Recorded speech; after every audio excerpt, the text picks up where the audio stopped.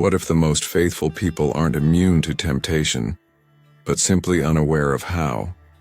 What if the slow undoing of a marriage starts not with betrayal, but with invisible hunger?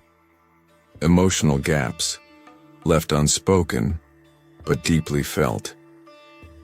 And what if the women most vulnerable to being pursued aren't immoral but misunderstood? Their weakness isn't a flaw, it's a craving left unfulfilled. Let's dive into the psychological truth about why some married women become the easiest prey, and how it happens, one tiny step at a time. Most people don't set out to destroy their own lives, but the road to ruin is paved with tiny, almost imperceptible steps. Anonymous. There's a brutal, unspoken truth about married women that most men don't see. It's the truth that makes them the easiest prey. Not because they're weak, not because they lack morals, but because human nature is wired for temptation. No one wakes up one day and says, "I think I'll betray everything I've built." No, it happens in the smallest moments. The innocent conversations, the lingering glances, the way her heart beats just a little faster when she gets a text from someone who isn't her husband. Psychologists have studied this for decades. They call it the slow erosion of boundaries, one step at a time, one thought at a time, until one day she looks in the mirror and doesn't recognize the person staring back at her. So, why are some married women so easy to lure in? And more importantly, how do they justify it to themselves? That's exactly what we're about to expose. Let's begin. Number 1. The unspoken void. Why some married women seek external attention. The great marriages are partnerships. It can't be a great marriage without being a partnership. Helen Mirren. Marriage at its best is a bond that withstands time, trials, and temptations. But not all marriages remain as strong as they once were. Some women, despite having taken vows, find themselves drawn to attention outside their marriage. And most of the time, it's not about physical attraction alone. It's psychological. The biggest mistake people make is assuming that these women are looking for an escape. In reality, many of them are simply searching for something they lost along the way. Human beings are wired for connection. Women, in particular, have a deep-rooted need for emotional intimacy, not just physical presence. In the beginning stages of marriage, this intimacy is strong. The late-night conversations, the stolen glances, the feeling of being seen, it's intoxicating. But over time, routine takes over. Suddenly, life becomes predictable. The deep conversations turn into logistical discussions about grocery lists and household chores. Passion gives way to duty, and worst of all, she starts to feel invisible. This is where the danger begins.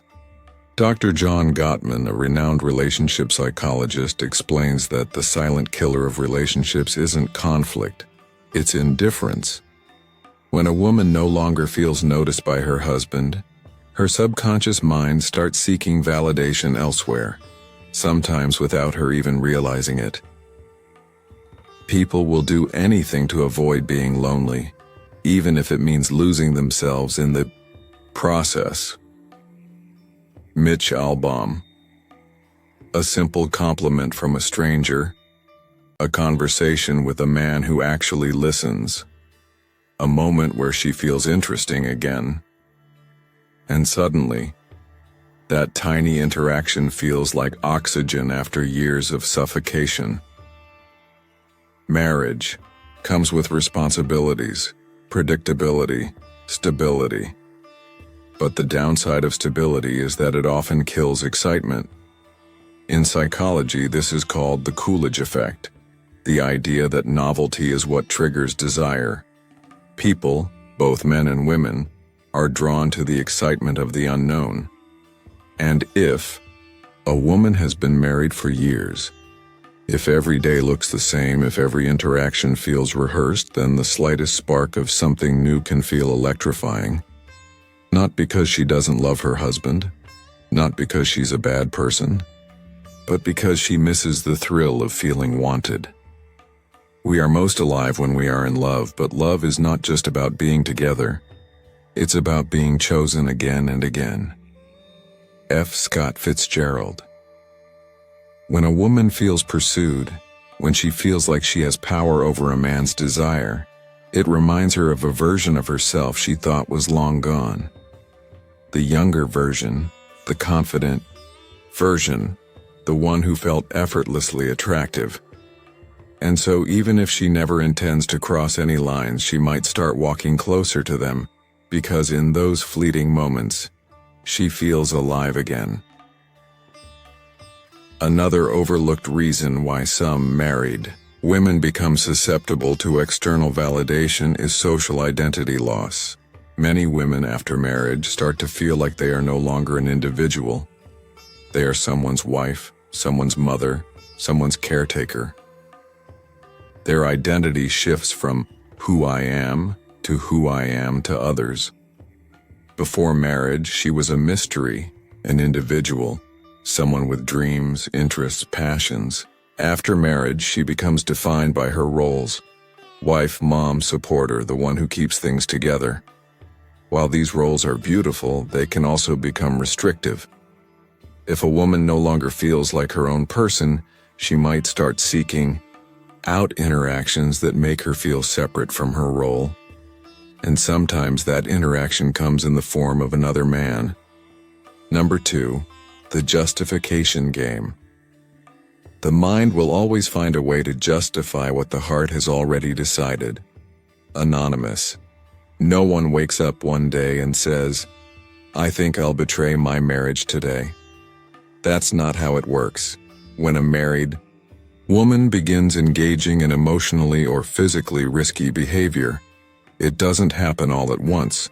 It's a slow, slippery process, one that is often justified in the deepest corners of her mind long before it manifests in real life.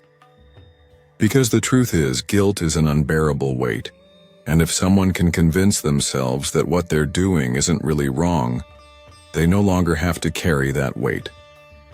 So, how does this happen? How do married women rationalize crossing the line? At first, everything feels innocent. It's just a little attention, what's the harm? I'm just talking to him, there's nothing wrong with that. It's not like I'm cheating, I'm just enjoying the moment. The human brain is a master of self-deception. If something feels good but goes against one's moral values, the brain creates excuses to bridge the gap. Psychologists call this cognitive dissonance, the tension that arises when our actions contradict our beliefs. And when that tension becomes too much to bear, the mind bends reality to protect itself. The easiest person to fool is yourself. Richard Feynman. So, a woman who was once completely loyal starts playing mental games. She downplays her actions. It's just flirting, it's not like I'd actually do anything. She shifts the blame. If my husband paid more attention to me, I wouldn't need this. She compartmentalizes. This has nothing to do with my marriage, this is just something separate for me. But here's the kicker. The more she justifies, the further she'll go. For many married women, the first betrayal isn't physical, it's emotional. This is what makes it so dangerous. With physical cheating, the lines are clear. There's no gray area in kissing, sleeping with, or intimately touching another man. But an emotional affair, that's where things get blurry.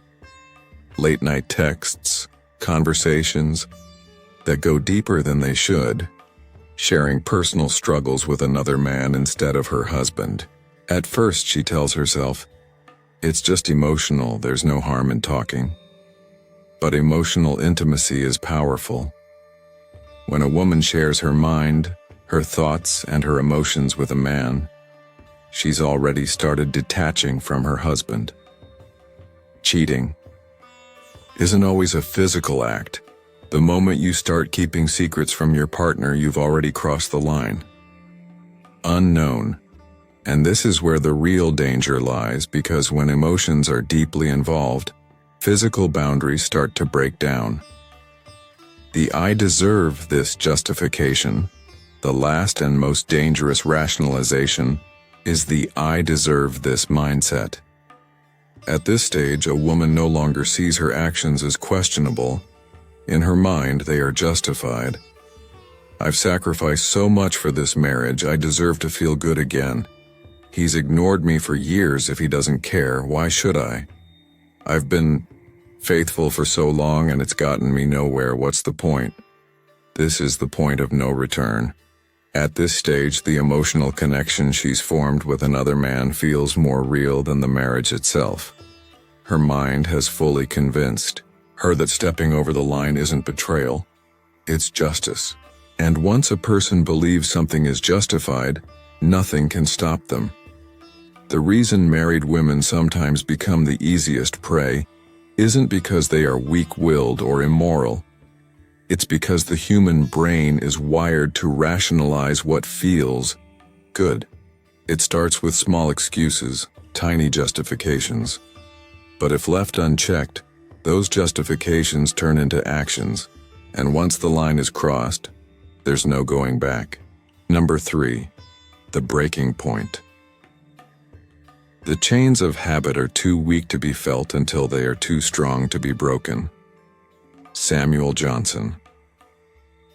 Every story has a point of no return, a moment where there's no more just talking, no more innocent flirting, no more rationalizing.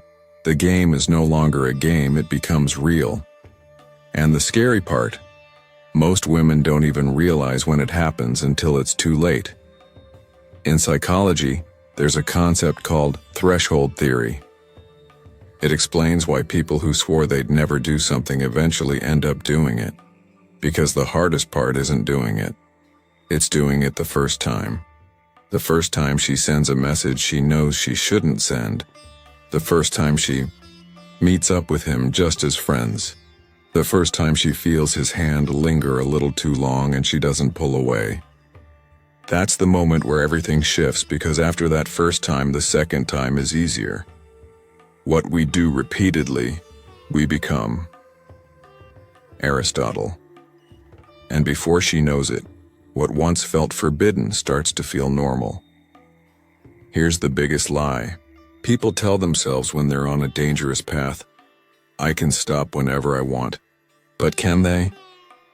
Not really, because once something triggers an emotional response, it becomes addictive. Neuroscientists have found that romantic and sexual attraction activate the same brain pathways as drug addiction.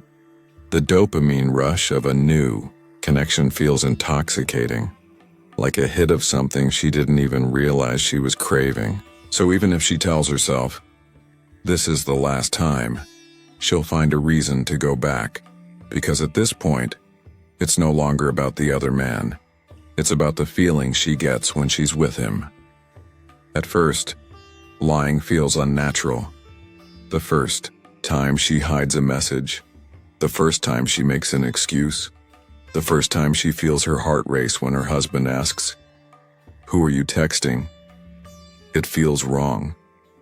But the human mind is terrifyingly adaptable, and after a while, the guilt turns into strategy. She gets better at covering her tracks. She compartmentalizes so well that she doesn't even feel guilty anymore.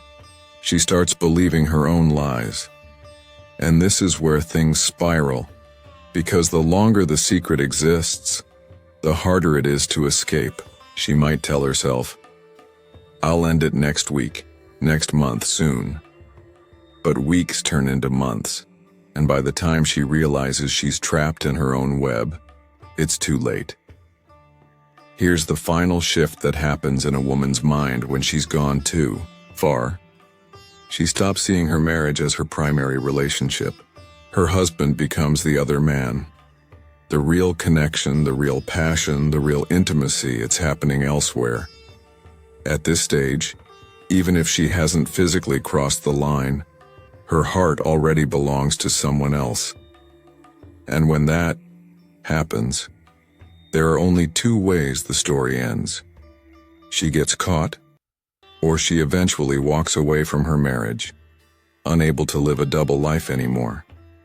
So why are some married women the easiest prey? Because they're not looking to cheat. They're looking to feel something they lost.